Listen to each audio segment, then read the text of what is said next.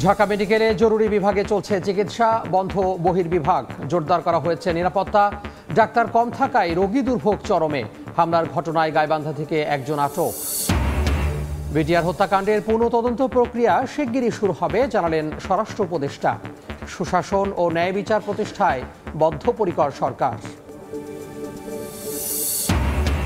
আওয়ামী লীগের আমলে সব নির্বাচনই ছিল পাতানো, আগে থেকেই ঠিক করা হতো ফলাফল। অভিযোগ জাতীয় পার্টি চেয়ারম্যানের। ভয় ভীতি জিম্মি করে ভোটে যেতে বাধ্য করার দাবি। বন্যার পানি নামলেও দুর্ভোগ কমেনি দুর্গতদের। ফেনীতে বেড়েছে পানিবাহিত রোগ, জায়গা হচ্ছে না হাসপাতালে। ভেসে উঠেছে বিভিন্ন স্থানের ক্ষতচিহ্ন। এবং উত্তাল আগস্টেও $200 কোটি ছাড়ালো প্রবাসী আয়। অর্থনৈতিক সংস্কারের পথে শুভবার্তা। বাজার ভিত্তিক ডলার রেট করার সুফল মিলছে বলে মত অর্থনীতিবিদদের।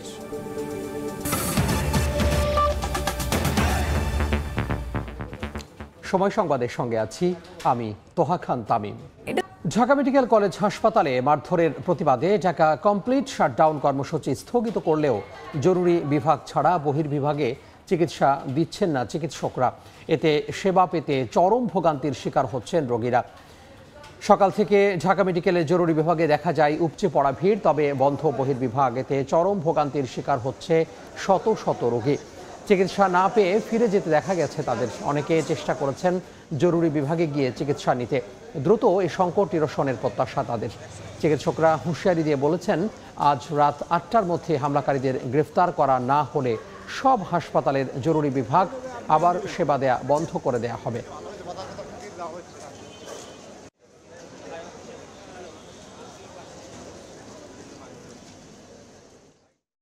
মারামারি করে বাচ্চার হাড় ঢুকে গেছে, সেই বাচ্চার নিয়ে আসছে এখানে। তারা বলতেছে এখন হবে না। কেন হবে না? কালকে কোনো ডাক্তার ছিল না, তারপরে এই যে আজকে এইমাত্র ডাক্তার আসছে। এখন মনে করেন আমার মা ডেড হয়ে গেছে। এখন আমার একটা আইসিওর কাগজ ধরাই দিছে যে আমি আইসিও যান মরা মানুষটা নিয়ে আমি আইসিওতে কি করবো কোন। কালকে রাত্রে যে ভর্তি করছি আজ পর্যন্ত কোনো ডাক্তারকে দেয় হই না, তো রাখে তো কোনো লাভ নাই। আমি রুগী নিয়ে যাম গা, বাঁচলে আল্লাহ বাঁচাইবো বাইক নিয়ে। এই মুহূর্তে ঢাকা মেডিকেল কলেজ হাসপাতালে আছেন রিপোর্টার হায়দার আলী। আমরা সেখানকার সবশেষ পরিস্থিতি জানতে যুক্ত হব তার সঙ্গে। ঢাকা মেডিকেল কলেজ হাসপাতালের বহির্বিভাগে আপনাদের জানিয়ে রাখি যে প্রতিদিন কয়েক হাজার মানুষ এখানে আসেন এবং চিকিৎসা নেন বিভিন্ন বিভাগে। আজ সকাল থেকে আমরা দেখতে পাচ্ছি এখানে অসংখ্য রোগীর আগমন। তবে হাসপাতালে আসার পরই আসলে তারা দেখতে পাচ্ছেন যে এখানকার সব বিভাগ বন্ধ, টিকিট কাউন্টার বন্ধ, কেউ কোনো চিকিৎসক দেখাতে পাচ্ছেন না। কথা বলেছি আমরা বেশ কিছু রোগীর সাথে, তারা বলছিলেন যে তাদের দুর্ভোগের কথা। বিভিন্ন জেলার, বিভিন্ন দেশের বিভিন্ন প্রান্ত থেকে তারা আসছেন এবং অনেকেই গতকাল যেই কর্মসূচির কথা জানলেও তারা পরবর্তী শুনেছিলেন যে চিকিৎসা সেবা শুরু হয়েছে, সেই তথ্যে তারা এসেছিলেন এবং আসার পরে অনেকে দেখছেন যে এখানে আসলে সেবা বন্ধ এবং তারা দীর্ঘ সময় অপেক্ষা করছে। অনেকে ফিরে যাচ্ছে, কেউ বাড়িতে ফিরে যাচ্ছে অথবা কেউ তাদের প্রাইভেট হাসপাতালে চিকিৎসা নিতে যাচ্ছে। এছাড়া আমি যদি জানিয়ে রাখি যে হাসপাতালটির জরুরি বিভাগ ঢাকা মেডিকেল সহ দেশের সব সরকারি বেসরকারি হাসপাতালের জরুরি বিভাগ এই কর্মবিরতির বাইরে রয়েছে, অর্থাৎ জরুরি বিভাগে তাদের সব ধরনের চিকিৎসা দিচ্ছে। এছাড়া ইনডোরের কিছু গুরুত্বপূর্ণ ওয়ার্ড যেমন আইসিইউ, সিসি সহ বিভিন্ন গুরুত্বপূর্ণ ওয়ার্ডে তারা চিকিৎসা দিচ্ছে। আমি যদি জানিয়ে রাখি যে গত পরশু চিকিৎসকদের উপর, ঢাকা মেডিকেলের চিকিৎসকদের উপর যে হামলার ঘটনা ঘটেছে, সেই হামলার ঘটনায় গতকাল শাহবাগ থানায় 4 জনের নাম উল্লেখ সহ 40 থেকে 50 জনকে আসামি করে একটি মামলা হয়েছিল। সেই মামলার ঘটনায় আজ সকালে গাইবান্ধা থেকে সঞ্জয় পাল জয় নামে একজনকে আটক করেছে, যাকে আটকের পর শাহবাগ সেই মামলায় গ্রেফতার দেখানো হয়েছে এবং তাকে গাইবান্ধা থেকে ঢাকায় নিয়ে আসা হচ্ছে। আমরা চিকিৎসকদের দাবির বিষয়ে একটি বলতে চাই যে গতকাল চিকিৎসকরা সকাল থেকেই মূলত কর্মবিরতি করে। প্রথমে শাটডাউন করা হয় হাসপাতালে, দেশের সব হাসপাতালে জরুরি আউটডোর সহ সব সেবা। পরবর্তীতে রাত 8টার দিকে তারা সব হাসপাতাল জরুরি বিভাগ খুলে দেন এবং গতকাল রাত 8টায় তারা একটি আলটিমেটাম দেয় যে আগামী 24 ঘন্টা অর্থাৎ আজ রাত 8টার মধ্যে হামলাকারীদের যদি গ্রেফতার করা না হয় তাহলে রাত 8টার পরে তাদের যে কর্মসূচি কর্মসূচি তারা আবারও ঘোষণা করবেন, অর্থাৎ হাসপাতালগুলোর জরুরি বিভাগ তারা আবার বন্ধ করে দিবেন। তো এই বিষয়ে কিছুক্ষণ আগে আমরা আন্দোলনকারী চিকিৎসকদের সাথে কথা বলেছি। তারা হাসপাতালটির যে চিকিৎসক রয়েছে আন্দোলনকারী তাদের সাথে একটি আলোচনা করছেন এবং আলোচনার পরে মূলত আমাদের সাথে তারা কথা বলবেন এবং ব্রিফ করে জানাবেন যে তাদের আসলে পরবর্তী কর্মসূচি কী এবং বিষয়টি তারা কোনো সুরাহা পেয়েছেন কিনা। তো সকাল থেকে আমরা ঢাকা মেডিকেল কলেজ হাসপাতালের জরুরি বিভাগ, বহির্বিভাগ সহ বিভিন্ন ওয়ার্ডে ঘুরেছি এবং দেখতে পাচ্ছি যে জরুরি বিভাগের সেবা চালু থাকলে সেখানে বিপুল সংখ্যক রোগীর চিকিৎসা সেবা দিচ্ছে এবং বহির্বিভাগে সকাল থেকে উপচে পড়া ভিড় রয়েছে। তারা দেশের বিভিন্ন প্রান্ত থেকে আসছে এবং চিকিৎসা না পেয়ে দীর্ঘ সময় অপেক্ষা করছে, কেউ চলে যাচ্ছে, কেউ এখনও অপেক্ষায় আছে। তো এই ছিল ঢাকা মেডিকেল কলেজ হাসপাতাল থেকে আমার কাছে সবশেষ। সহকর্মী হায়দার আলী যুক্ত হয়েছিলেন ঢাকা মেডিকেল কলেজ হাসপাতাল থেকে। এদিকে ঢাকা মেডিকেলে চিকিৎসকদের ওপর হামলার ঘটনায় জড়িত সঞ্জয় পাল গাইবান্ধা থেকে গ্রেফতার করা হয়েছে। পুলিশ জানায়, চিকিৎসকের অবহেলায় রোগী মৃত্যুর অভিযোগ তুলে ঢাকা মেডিকেল চিকিৎসকদের ওপর হামলার ঘটনা ঘটে। এ ঘটনায় Bangladesh university of business and টেকনোলজির শিক্ষক শাহরিয়ার ও সঞ্জয় পাল জয় সহ 4 জনকে আসামি করে শাহবাগ থানায় মামলা করা হয়। আজ সকালে গাইবান্ধা বাস স্ট্যান্ড এলাকা থেকে সঞ্জয় পাল জয়কে গ্রেফতার করা হয়।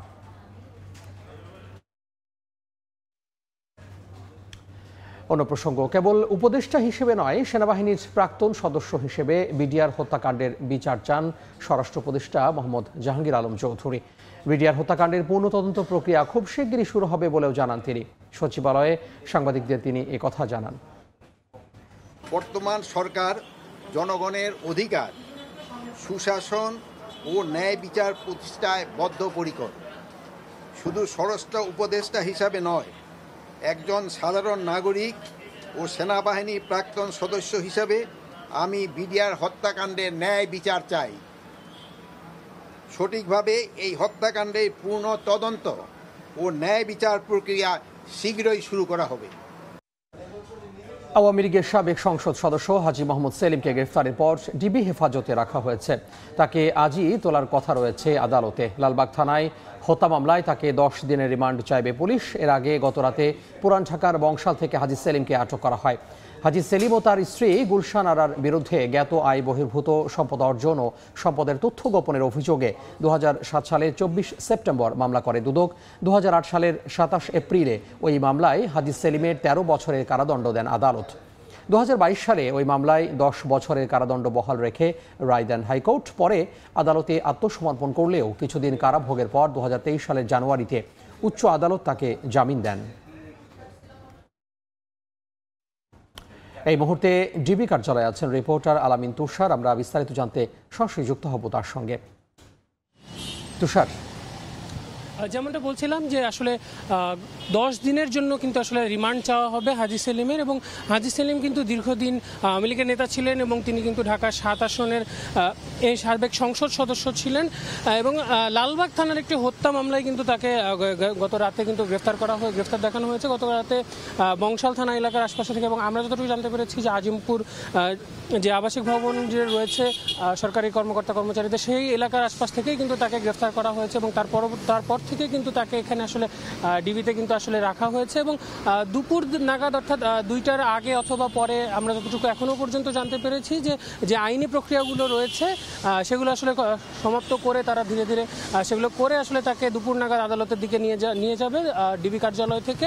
এবং এই যে মামলার কথা বললাম, সেই মামলায় কিন্তু শেখ হাসিনা সহ ওবায়দুল কাদের এবং অন্যান্য আরও অনেকজনের বিরুদ্ধেই কিন্তু অভিযোগ রয়েছে। এবং হাজী সেলিম ছাড়াও তার যে 2 সন্তান রয়েছেন, 2 ছেলে রয়েছেন, তাদেরকেও কিন্তু এই একই যে মামলা সেখানে কিন্তু আসলে অভিযুক্ত করা হয়েছে। এই যে হাজী সেলিম, তিনি যেমনটা বলছিলাম যে পুরান ঢাকার ত্রাস হিসেবে কিন্তু তিনি আসলে পরিচিত ছিলেন। গত জানুয়ারিতে জাতীয় নির্বাচনে যদিও তিনি কিন্তু আসলে সেখানকার এমপি ছিলেন না, কারণ তার অসুস্থতার কারণে তিনি আসলে সেবার মনোনয়ন পাননি।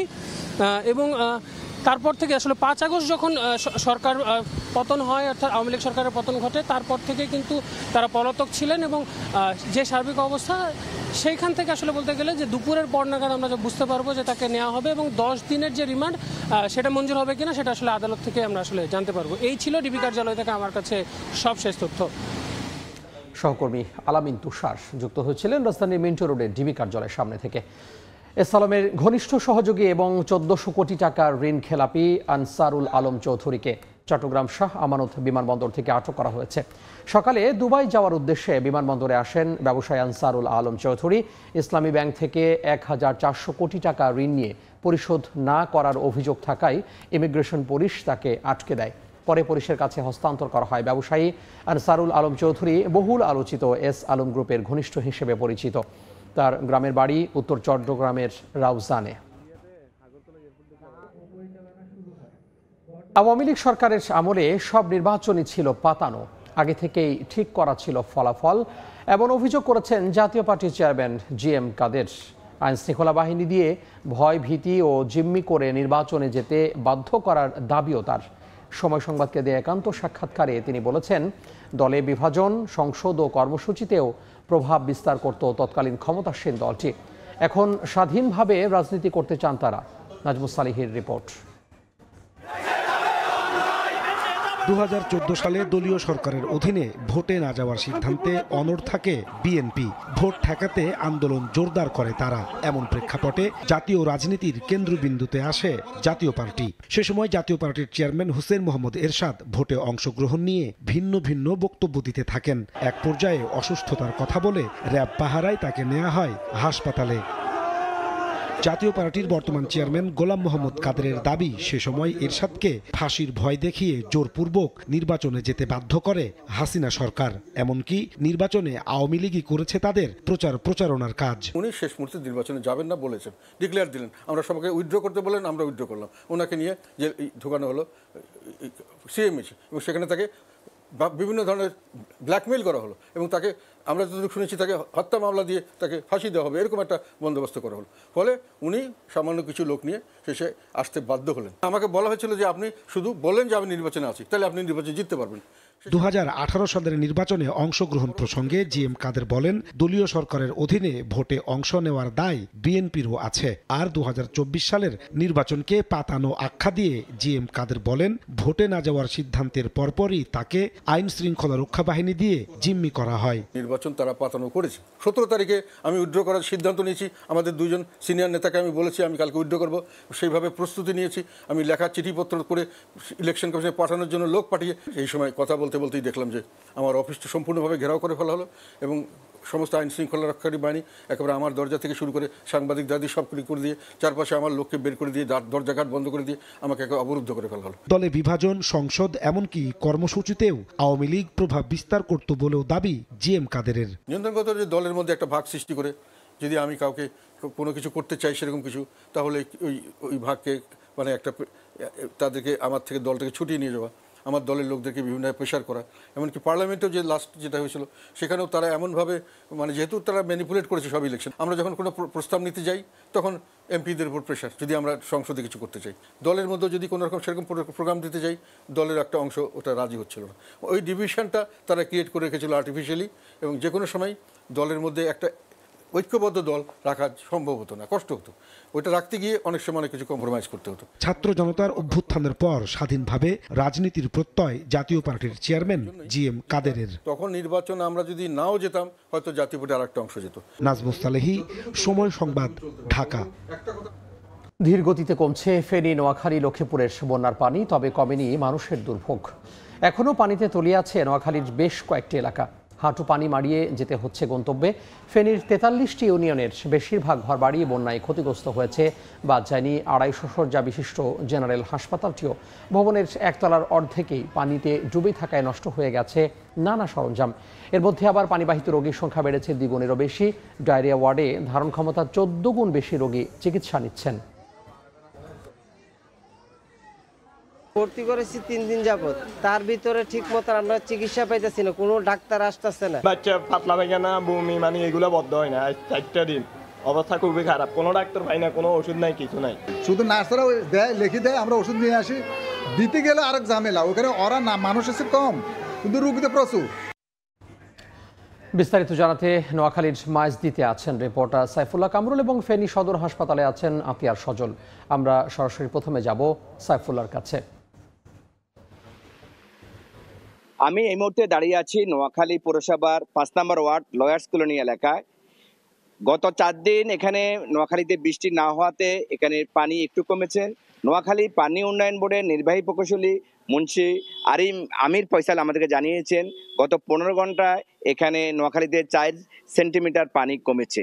নোয়াখালীর 8টি উপজেলা এখন মূলত পানির তলে আছে, এখানকার পুকুরগুলো সব ভেসে গেছে, এখানের কৃষির সকল জমি ফসল নষ্ট হয়ে গেছে, এখানকার যে সকল সড়ক ও জনপথ বিনষ্ট হয়ে আছেন।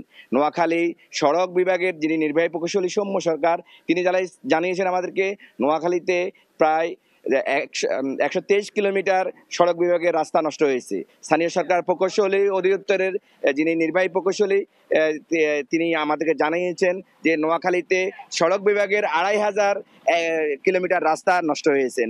কৃষি বিভাগের নোয়াখালী যিনি দায়িত্বে রয়েছেন উপপরিচালক ডক্টর মীরা রানী দাস তিনি জানিয়েছেন যে নোয়াখালীতে বন্যায় প্রায় 38,456 হেক্টর ফসলের ক্ষয়ক্ষতি হয়েছে, রোপা আবান হয়েছে 25,601 হেক্টর, 4,500 হেক্টর হয়েছে আউশ এবং বিভিন্নভাবে ফসলের ক্ষয়ক্ষতি হয়েছে। নোয়াখালীতে শুধু 85,379টি পুকুর এবং মাছের ঘের ভেসে গিয়েছে। জেলেদের প্রায় 2355 জন জেলে আহত হয়েছেন। এখানে যে আর্থিক ক্ষয়ক্ষতি দেখানো হয়েছে নোয়াখালী জেলায় মৎস্যজীবী থেকে 615 কোটি টাকার মাছের ক্ষয়ক্ষতি হয়েছে। নোয়াখালীর যে ক্ষয়ক্ষতি হয়েছে সেটি অবর্ণনীয়। এই মানুষগুলোকে পুনর্বাসনের জন্য এখন দরকার। এখানে নোয়াখালীতে বৈষম্য বিরোধী ছাত্র আন্দোলনের পক্ষ থেকে প্রায় 1200 রোগের জন্য ওষুধ সরবরাহ করবেন। এ ছিল নোয়াখালী থেকে আমার কাছে সর্বশেষ তথ্য। আমরা ফেনীর খবর জানার জন্য যাব, সেখানে আছেন আমাদের সহকর্মী আতিয়ার সজল। শুরুতে যদি ফেনীর বন্যা পরিস্থিতির কথা বলি, ফেনীর 6টি উপজেলার মধ্যে ফুলগাজী, পরশুরাম এই দুটি উপজেলার পানি অনেকটা নেমে গেছে। তবে ছাগলনাইয়া, ফেনীর সদর, সোনাগাজী এবং দাগনভূঞার অনেক এলাকায় এখনও পানি রয়েছে। আর বন্যার পানি নেমে গেলেও বা নামতে শুরু করলেও এখন যে বন্যা পরবর্তীতে বিভিন্ন ধরনের রোগ বালাই, বিভিন্ন পানিবাহিত রোগ দেখা দিয়েছে সেই চিত্র যদি আপনাকে একটু দেখানোর চেষ্টা করি। আমরা রয়েছি ফেনীর 250 শয্যা বিশিষ্ট আধুনিক সদর হাসপাতালের সামনের যে ডায়রিয়া ওয়ার্ডটি রয়েছে, সেই ডায়রিয়া ওয়ার্ড, সেই ওয়ার্ডটিতে 18টি বেড যেখানে ধারণ ক্ষমতা, সে 18টি বেডের এগেনস্টে কিন্তু আজকে আমরা দেখেছি যে 176 জনের মতো শিশু বা বিভিন্ন বয়সী মানুষ এখানে ডায়রিয়া আক্রান্ত চিকিৎসা নিচ্ছেন। এবং যদি বলি এটি গতকালকে বা তার আগের দিন 218টির বিপরীতে শয্যার বিপরীতে কিন্তু 250 জন ছাড়িয়ে গিয়েছে বলে চিকিৎসকরা জানিয়েছেন বা হাসপাতাল কর্তৃপক্ষ জানিয়েছে। এছাড়াও কিন্তু ফেনীর যে 250 শয্যা বিশিষ্ট যে জেনারেল হাসপাতালে ধারণ ক্ষমতা 250 জনের শয্যা থাকলেও কিন্তু এখানে আজ রোগী ভর্তি রয়েছে প্রায় 556 জন, বা গতকালকে বা কিছুদিন আগে যারা 600-এর অধিক হয়েছে। তার মানে চিকিৎসা সেবার একটি ভয়াবহ অবস্থা বা চিত্র দেখতে পাচ্ছে। মানুষ খোলা আকাশের নিচে জায়গা না পেয়ে শিশুদের নিয়ে চিকিৎসা নিতে হচ্ছে, গাছের সাথে স্যালাইন টানিয়ে চিকিৎসা নিচ্ছে। একটি স্ট্যান্ডে 5 জন 6 জন করে দাঁড়িয়ে মায়েরা তার শিশুদেরকে কোলের পর ঘন্টার পর ঘন্টা বসে নিয়ে চিকিৎসা দিচ্ছে। এখন এমন পরিস্থিতিতে কিন্তু এই যে হাসপাতালের কর্তৃপক্ষ যেটা জানিয়েছে যে হাসপাতালে এখন চিকিৎসক সংকট রয়েছে, নার্স সংকট রয়েছে যে ওষুধের সাপ্লাই নেই। কিন্তু এই পরিস্থিতিতে যেটা ক্ষোভ সৃষ্টি হয়েছে মানুষের মধ্যে যে এত বড় একটি বন্যার পর যে এত প্রাদুর্ভাব, এত মানুষ আক্রান্ত হচ্ছে, শুধু ফেনী জেলার মানুষই এখানে চিকিৎসা নিচ্ছে না, ফেনীর যে লাগোয়া জেলাগুলো রয়েছে তার উপজেলাগুলো, 14 গ্রাম, ওদিকে কোম্পানিগঞ্জের নোয়াখালীর কোম্পানিগঞ্জ, এদিকে চট্টগ্রামের মিরসরাই, খাগড়াছড়ির যেদিকে রামগড়, এই অঞ্চলের লোকজন এখানে চিকিৎসা নিতে আসছেন। কিন্তু এই মহামারীতেও কিন্তু স্বাস্থ্য বিভাগ থেকে ফেনী হাসপাতালকে কোনো ধরনের বাড়তি সহায়তা বা বাড়তি কোনো যোগান না দেওয়া একটা ক্ষোভ সৃষ্টি হয়েছে। তারা বলছে যে এত রোগীর চাপ, একদিকে জনবল নেই, সংকট রয়েছে, এদিকে আবার যারা এখানে শ্রম যাচ্ছে 3য় বা 4র্থ শ্রেণীর কর্মচারী যারা কানামোনা বা স্বেচ্ছা শ্রম দিত বা কাজের বিনিময় বা টাকার বিনিময় দিত, সেই সকল প্রায় শতাধিক কর্মচারীদেরকে মৌখিকভাবে নিষেধ করে দেয়, তারা অনেকে আসছেন না। সব মিলেই কিন্তু এখানে নার্স চিকিৎসক সবাই হিমশিম খাচ্ছে। এবং যেটা বলছে যে এখন সেনাবাহিনীর পক্ষ থেকে বা ইউনিসেফের পক্ষ থেকে সহায়তার আশ্বাস দিয়েছে, এবং চিকিৎসকরা যেটা বলছেন এখন যদি তাঁবুটা নিয়ে বাইরে চিকিৎসার ব্যবস্থা না করা হয় এবং যে উপজেলা হাসপাতালগুলো রয়েছে সেখানে যদি বাইরে থেকে চিকিৎসক এবং যে নার্স বা সংশ্লিষ্ট জনবল না এনে সাপোর্ট না দেওয়া হয়, তাহলে স্বাস্থ্য বিভাগের যে অবস্থা, স্বাস্থ্য খাত অনেকটা সেবা ভেঙে পড়বে বলে মনে করছেন। এই ছিল আমার কাছে এখান থেকে বন্যা পরিস্থিতির এবং বন্যার পরবর্তী স্বাস্থ্যসেবা সবশেষ। বা আগামী মাসে বাজেট রিভাইজ করা হতে পারে বলে জানিয়েছেন অর্থ ও বাণিজ্য উপদেষ্টা ডক্টর সালেউদ্দিন আহমেদ। সচিবালয়ে গণমাধ্যমকে তিনি বলেন, বাজেটে বড় বড় উন্নয়ন প্রকল্পগুলোর বিষয়ে সরকারের উচ্চ পর্যায়ে সিদ্ধান্ত হবে। খুব শিগগিরই চলতি বছরের রফতানির লক্ষ্যমাত্রা প্রকাশ করা হবে বলেও জানান অর্থ উপদেষ্টা। এক্সপোর্ট ডাটা নিয়ে কতগুলো একটা ইস্যু ছিল, আপনার ইপিবির ফিগার, এসআই কোডের ফিগার নিয়ে একটু ইস্যু ছিল। অথবা এটা রিকনসিডার করতে আমি বলে দিয়েছি, যত শীঘ্র সময় এটা করবে। আর একটা প্রজেকশনও করতে বলেছি। মেইনলি এখন এসআই কোডের ডাটাকেই বেস করে, কারণ ওই ফিগারটা হলো সবচেয়ে বেশি। আর মাঝখানে ইপিবির ফিগার থেকে ইন্টারনাল এক্সপোর্ট আছে, এগুলো ডাবল কাউন্টিং হয়ে যাওয়া। উত্তাল আগস্টেও আশাব্যঞ্জক রেমিটেন্স প্রবাহ। প্রবাসীরা পাঠিয়েছেন $222 কোটি, যা আগের মাসের চেয়ে 30 কোটি 76 লাখ বেশি। ডলার রেট বাজার ভিত্তিক করার কৌশলে সুফল মিলছে বলে মনে করছেন অর্থনীতিবিদরা। দেশে একসঙ্গে যখন চলছে রাজনৈতিক ও অর্থনৈতিক সংস্কার, তখন সদ্য সমাপ্ত আগস্ট মাসে রেমিটেন্স এলো $222 কোটি 13 লাখ।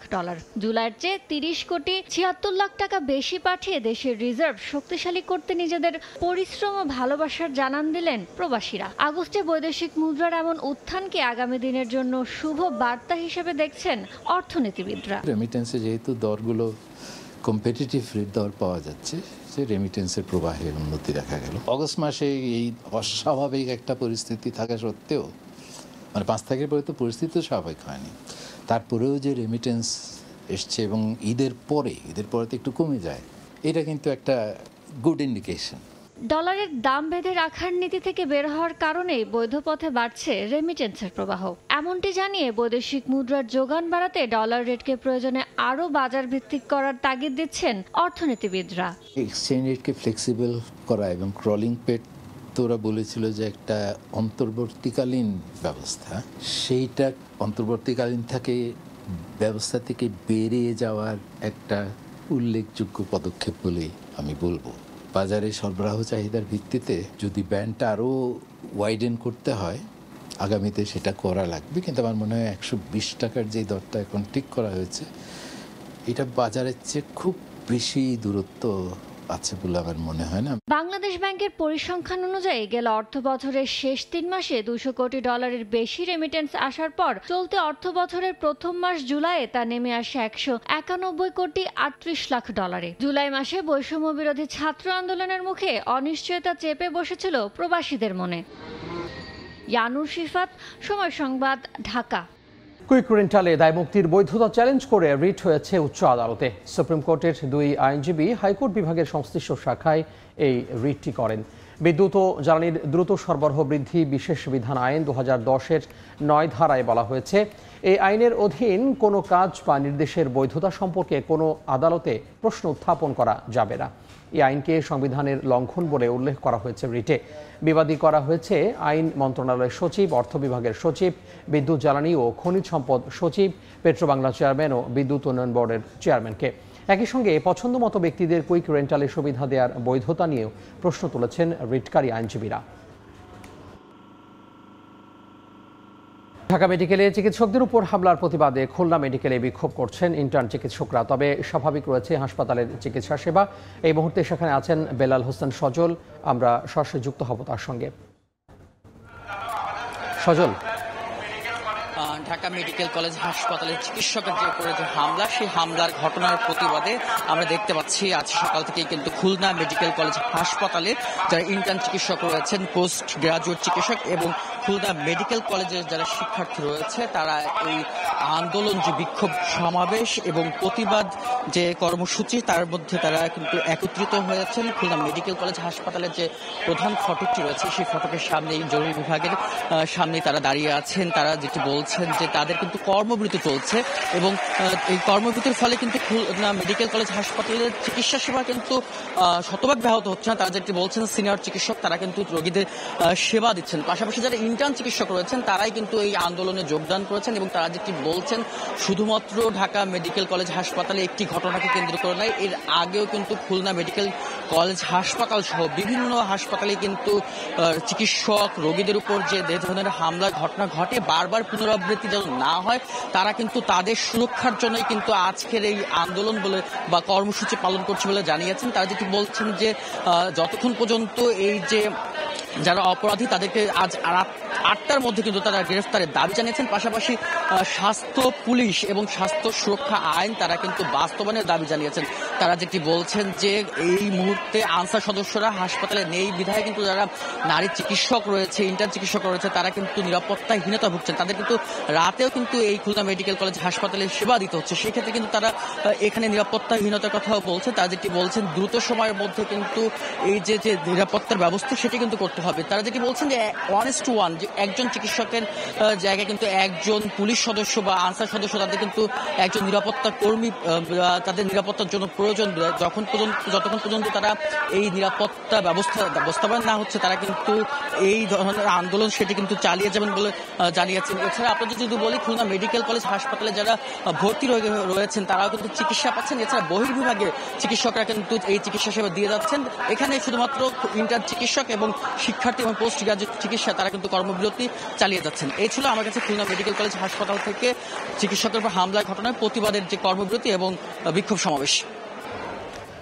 বেলাল হোসেন সজল যুক্ত হয়েছিলেন খুলনা থেকে। রাজধানীর 2 সিটি কর্পোরেশনে সেবা পেতে হযবরল অবস্থার সম্মুখীন হচ্ছেন গ্রাহকরা। আত্মগোপনে অধিকাংশ কাউন্সিলর চলে যাওয়ায় এমন পরিস্থিতির উদ্ভব হয়েছে। তাই সেবা পেতে ভোগান্তিতে পড়া নগরের মানুষ এর সমাধান চেয়েছে অন্তর্বর্তী সরকারের কাছে।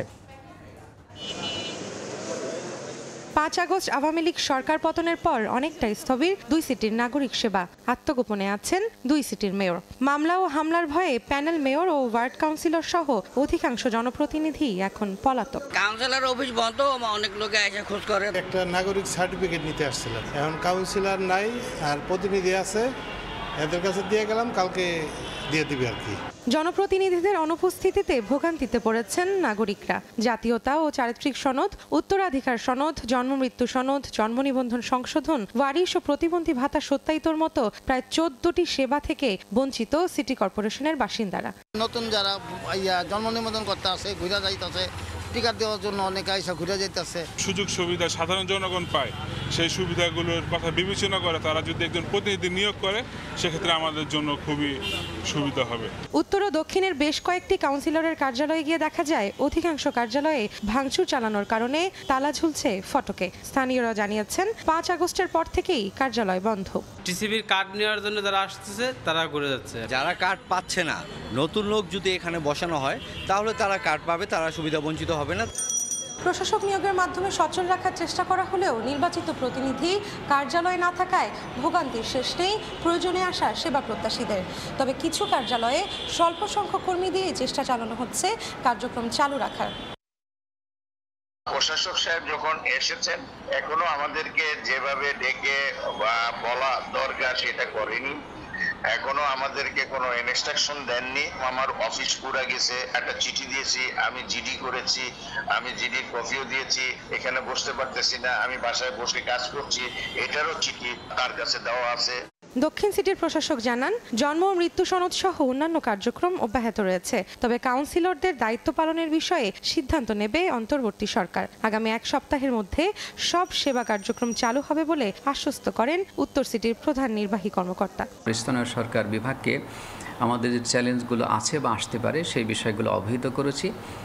আমরা আশা করি কোনো একটা নির্দেশনা পেয়ে যাব। চেষ্টা চালিয়ে যাচ্ছি আমাদের সেবা স্বাভাবিক রাখার জন্য। স্পেসিফিক আসে যে এই সেবাটা পাচ্ছে না, সেক্ষেত্রে আমরা তাৎক্ষণিকভাবে ব্যবস্থা গ্রহণ করতে পারবো আমাদের বিকল্প পদ্ধতিতে। এই মুহূর্ত পর্যন্ত আমাদের কাছে এরকম কোনো অভিযোগ আসে নাই যে জনগণ আদৌ সেবা পাচ্ছে না। যেসব কর্মকর্তা আমরা দায়িত্ব দেব তাদেরকে ওই জন্ম নিবন্ধন সহ অন্যান্য যে সার্টিফিকেটগুলো দেয়, অন্যান্য যে সার্ভিস, সেগুলোও তাদেরকে অ্যাসাইন করে দেওয়া হবে।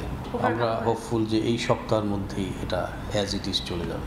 মশক নিধন, পরিচ্ছন্নতা কর্মীদের কাজের তদারকি এবং টিসিবির পণ্য বিতরণের কাজও পরিচালিত হয় কাউন্সিলরের কার্যালয় থেকেই। তাই এই সমস্যার আশু সমাধান চান নাগরিকরা। রৌনক নিয়ন্তা, সময় সংবাদ, ঢাকা। সংবাদ দেশের বাইরের খবর।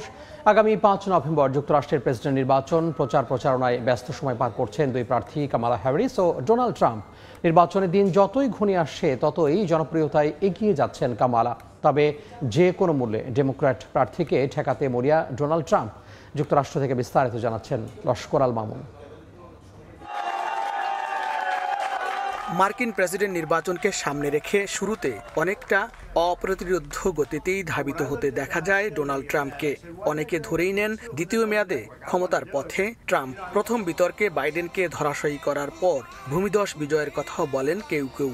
এ দৃশ্যপট নির্বাচন থেকে জো বাইডেন সরে যাওয়ার আগের। তবে অনেকটা নাটকীয়ভাবে বাইডেন চলে যাওয়ার ঘটনা ট্রাম্পের জন্য যেন বিনা মেঘে বজ্রপাতের মতো।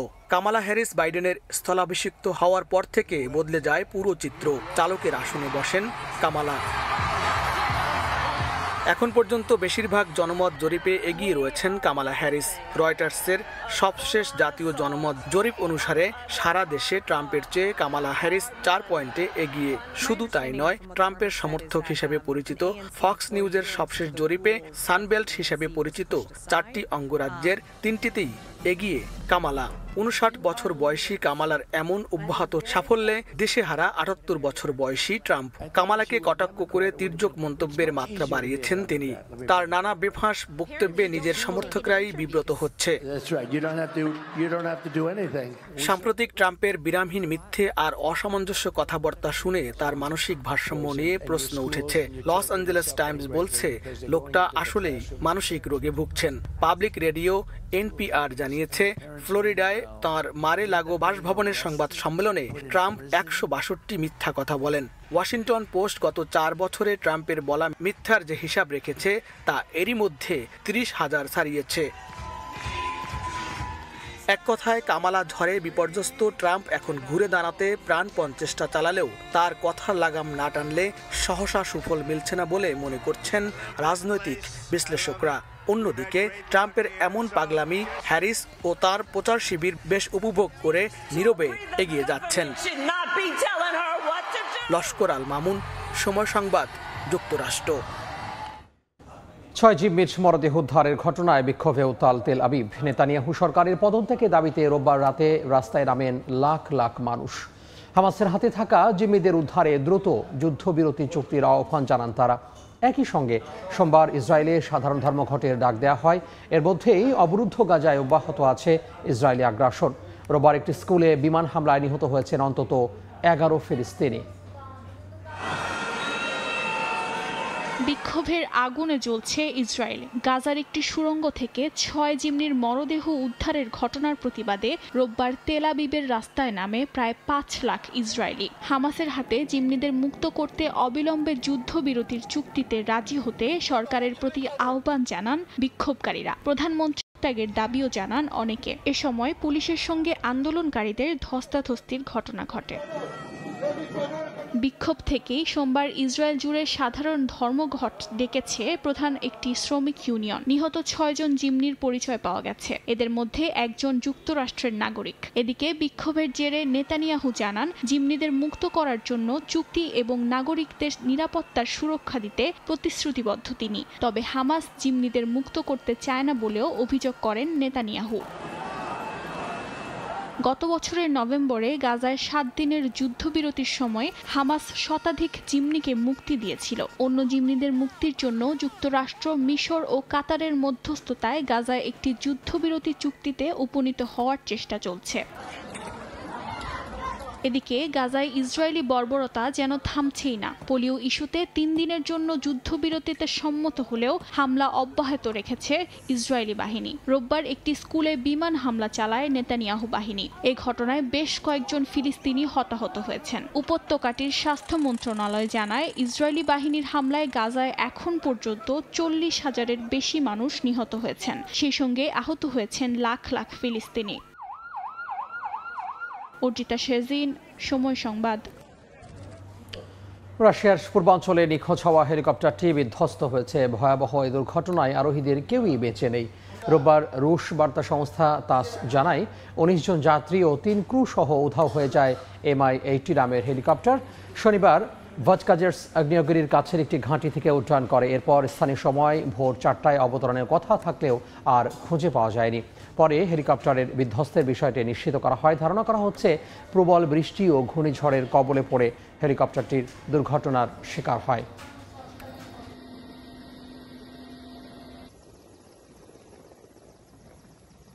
যে শীর্ষ সংবাদগুলো জানিয়ে দিব আরও একবার। ঢাকা মেডিকেলে জরুরি বিভাগে চলছে চিকিৎসা, বন্ধ বহির্বিভাগ, জোরদার করা হয়েছে নিরাপত্তা। ডাক্তার কম থাকায় রোগী দুর্ভোগ চরমে। হামলার ঘটনায় গাইবান্ধা থেকে একজন আটক। বিডিআর হত্যাকাণ্ডের পুনঃ তদন্ত প্রক্রিয়া শিগগিরই শুরু হবে জানালেন স্বরাষ্ট্র উপদেষ্টা। সুশাসন ও ন্যায় বিচার প্রতিষ্ঠায় বদ্ধপরিকর সরকার। এবং বন্যার পানি নামলেও দুর্ভোগ কমেনি দুর্গতদের। ফেনীতে বেড়েছে পানিবাহিত রোগ, জায়গা হচ্ছে না হাসপাতালে, ভেসে উঠেছে বিভিন্ন স্থানের ক্ষতচিহ্ন।